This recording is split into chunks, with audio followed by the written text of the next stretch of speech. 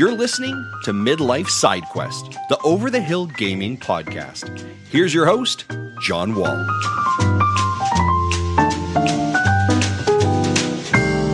It's Thursday, September 28th, and welcome to Midlife Side Quest, the Over the Hill video game podcast. Every week I, John Wall, bring you the latest gaming impressions, industry news, and tales of a Gen X geek delivered to you in 15 minutes to fit your busy life. I am very happy to have you here today because on this episode I'm going to be talking about the Making of Karateka. And to make sure that you never miss an episode, you can subscribe to the show, which is available on all major platforms, including Spotify and Apple Podcasts. And I would greatly appreciate it if you would leave a review while you're there. It really helps to get the word out about the show. Also, if you'd like to chat about today's show or just talk games, you can find me on Twitter, Threads, and Facebook by searching for Midlife Side Quest. Every single episode, I open the show by sending out some positive vibes. It's a special shout out to somebody whom I admire and appreciate in an attempt to spread some good energy and make the gaming space a little bit more welcoming. And this week's positive vibes are going out to Aaron Greenberg.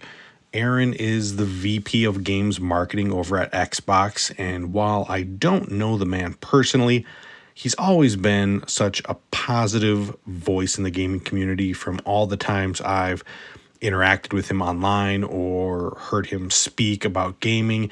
He just seems like a really good guy.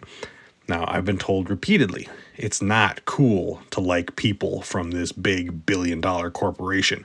But I push back on that because at the end of the day, every company is made up of individuals. People who I think, for the most part, are folks who love video games and are just trying to do a good job and create something for players to enjoy.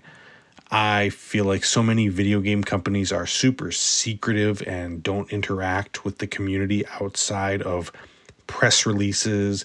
And that's been something I've always appreciated about the recent management at Xbox. They get out there and they talk to the people, and it really makes it feel like a community. They listen and they communicate. And Aaron has always been really good at that. So kudos to you, sir.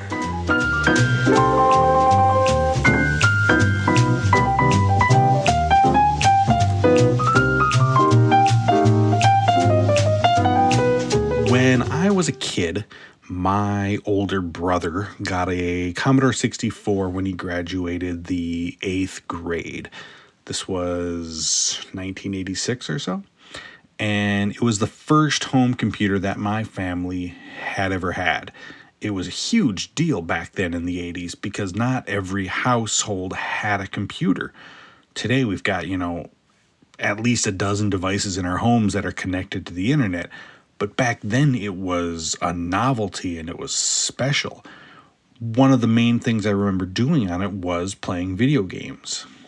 I had been raised on Atari games up to then, and I don't recall if we had an NES, which had been out for less than a year at that point. But the point is that I was a console kid, and the world of PC gaming was new to me, and it seemed wild and untamed. One of the ways that we got new games for the Commodore was from a neighbor friend of our dad's who every once in a while would bring over a stack of floppy disks loaded with games.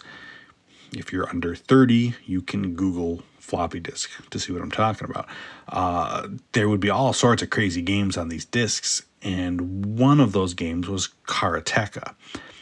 I don't think I got very far in the game. I was still pretty young and mostly sucked at games. But I remember the game because of how cinematic it felt. Something most other games I'd played up until then didn't do. I hadn't really thought too much about that game in the nearly 40 years since I first played it, until recently when I heard about the first game from Digital Eclipse's new Gold Master series, The Making of Karateka. Available now for $20 on, I think, pretty much every platform. The Making of Karateka is not really a game, although you can play games on it, and it's not really a documentary either. I would probably describe it as an interactive digital exhibit that tells the story of 1984's Karateka and how that game came to be. First released on the Apple II, Karateka was developed by Jordan Mechner and was a pioneer in gaming in a number of different ways. Like I said, it was cinematic in a way that most games of the era were not, with the simple but well-told story of the hero on a journey to rescue Princess Mariko from the evil Akuma. It also featured the most realistic animation I had ever seen at the time due to the use of rotoscoping, which is the same process of hand drawing frames of animation over live video, which was used frequently in early Disney animated films. It was also one of, if not the first game to feature like a real musical score on top of the game.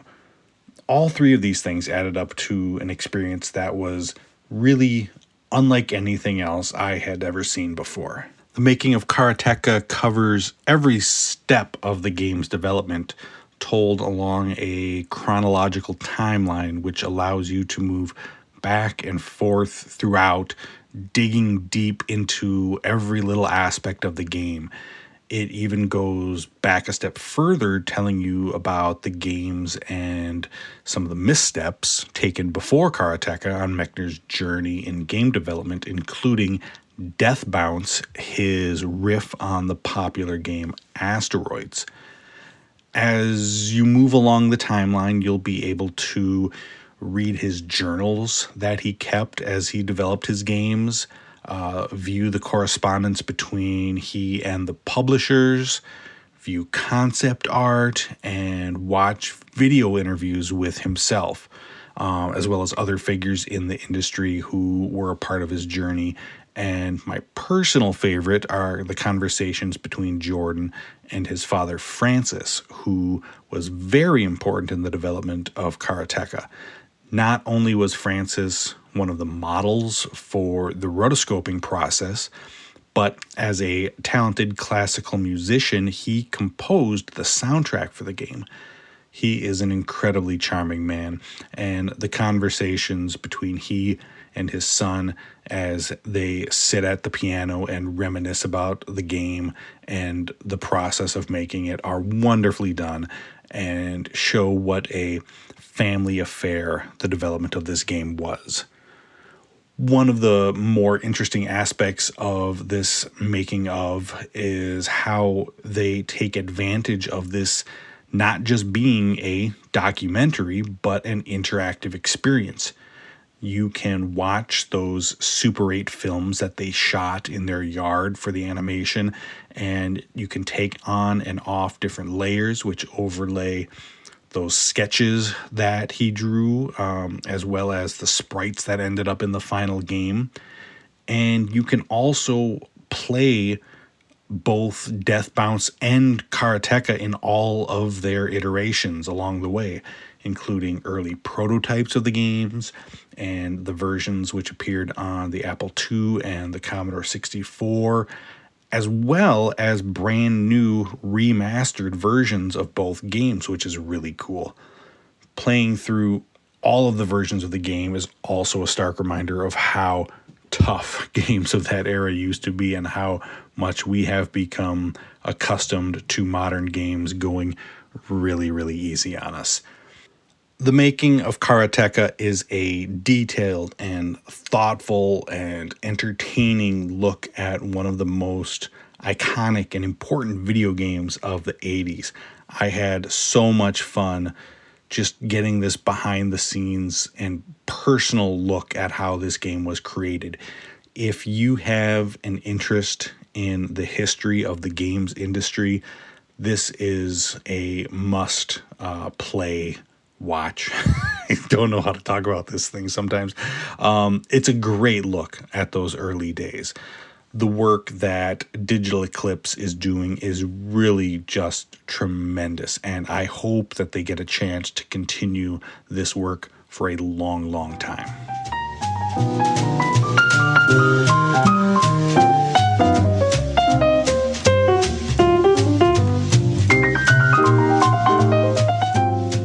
Finally this week, right before I sat down to record this episode, actually, some major games industry news dropped. Effective March of next year, Sony Interactive Entertainment President Jim Ryan will be stepping down from his role at Sony after 30 years with the company. Hiroki Totoki, I hope I did that right, will take over as interim CEO while they choose the next person to lead PlayStation into the future. This is big news, and I'm not going to pretend that I was the biggest Jim Ryan fan.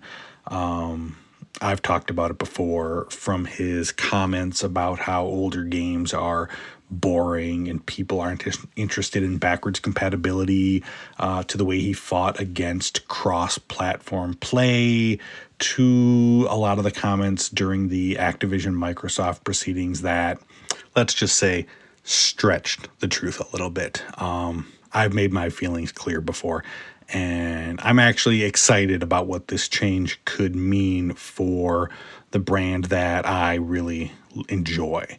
To be clear, he was hugely successful. You cannot deny that. PlayStation has done amazingly well while he's been in charge. But the condescending vibe and the actions that I viewed as, unfriendly to consumers, I thought made them a hard company to root for. That being said, it's not personal. This is just video games. I wish Jim Ryan all the best in his next venture. He's still a relatively young guy, so I'm guessing this isn't the last we're going to see of him. There are several names being bounced around for who might succeed him, from Herman Hulst to Shuhei Yoshida, who I think would be fantastic in the role. And heck, I'd even like to see Ted Price take a crack at it. There are a lot of good candidates. Either way, it should be a very interesting transition and new chapter for PlayStation. Thank you for listening to Midlife Side Quest. I so appreciate you making time in your day for me. Don't forget, you can catch a new episode of the show every Thursday morning wherever you listen to podcasts, and you can show your support by subscribing and leaving a review. And if you'd like to chat, look for Midlife Side Quest on Threads, Twitter, or Facebook. Until next week, be well and happy gaming.